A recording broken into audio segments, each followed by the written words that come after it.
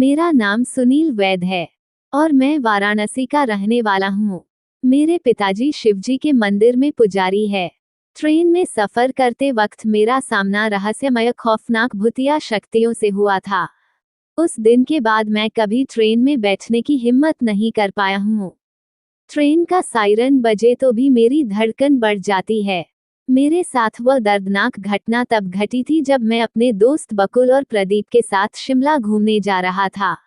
हमने अचानक घूमने का प्लान बना डाला, तत्काल में ट्रेन टिकट बुक किया और फटाफट रेलवे स्टेशन पहुंचे। ट्रेन निकलने का समय हो चला था। बकुल और प्रदीप ट्रेन में चढ़ गए और मैं नाश्ता पैक करवाने के चक्कर में लेट हो गया। मुझे जोरों की बाथरूम लगी थी तो मैं उधर रेलवे स्टेशन के पास कोने में खड़े खड़े पेशाब करने लगा। अचानक मुझे किसी अनजान शक्ति ने जोर का थप्पड़ मारा। मेरे कान में तो जैसे सीटी बज गई। मेरा नाश्ते का पैकेट हवा में उछलकर बिखर गया। आसपास देखा तो कोई ना था, पर मैं जिस पत्थर पर पेशाब कर रहा था उस पत्थर से धुआं निकाल रहा था। ये देखकर मेरे तो रोंगटे खड़े हो गए। मैं फौरन ट्रेन की ओर भागा और चलती ट्रेन बड़ी मुश्किल से पकड़ी। बकुल और प्रदीप मुझे देखते ही गलियां देने लगे। वह बोले कि कहाँ मर गया था, ट्रेन मिस हो जाती तो। अब मैं उन दोनों को कैसे बताऊं कि मैं किस मुसीबत का तमाचा खा कर आ रहा हूँ। ट्रेन ने रफ्तार पकड़ ली और हम तीनों दोस्त भी मस्ती में मस्त हो गए। बकुल और प्रदीप से मैंने तमाचा खाने की और पत्थर से धुआं निकलने की बात बताई, पर वह दोनों तो मुझ पर हंसने लगे। रात हो गई थी। हमने ट्रेन में ही खाना ऑर्डर किया और फिर कुछ ही देर में हम ट्रेन में बातें करते करते सो गए। बकुल और प्रदीप की अपर बर्थ थी और मैं नीचे खिड़की के पास सोया था। तकरीबन रात 3 बजे ट्रेन किसी वीरान जगह पर रुक गई।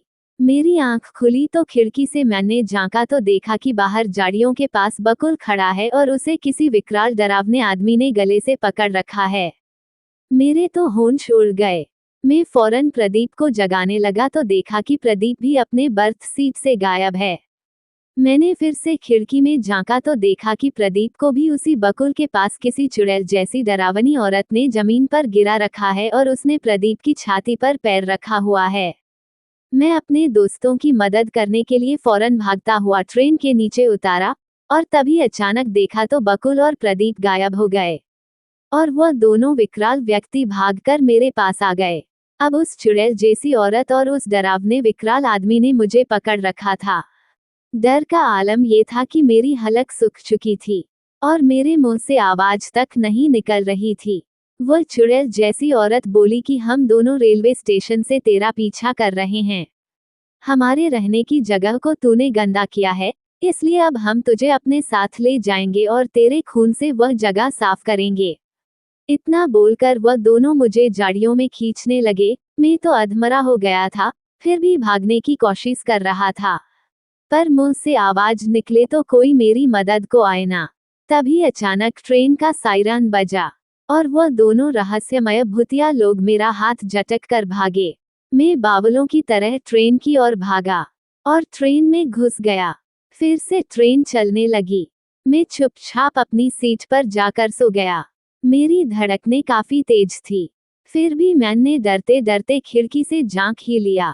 तभी देखा तो वह विकराल आदमी और चुड़ैल की जोड़ी सामने जड़ियों में ट्रेन के साथ दौड़ रहे हैं और उन दोनों के मुंह मेरी ओर हैं। अब मैं खौफ से आतंकित था। मैं दहाड़े मारकर रोने लगा और चीखने लगा। हमारे डिब्बे के सारे मुसाफिर जाग गए और तभी देखा तो बकुल और प्रदीप दोनों कमीने दोस्त अपनी सीट पर से नीचे उतरते हैं। वह बोले कि हम तो उठे ही नहीं है, अपनी सीट पर ही सोए हुए थे, जबकि मैंने उन दोनों को ट्रेन में ना पाकर ही उन दोनों को बचाने के लिए ट्रेन से नीचे उतरने का जोखिम लिया था।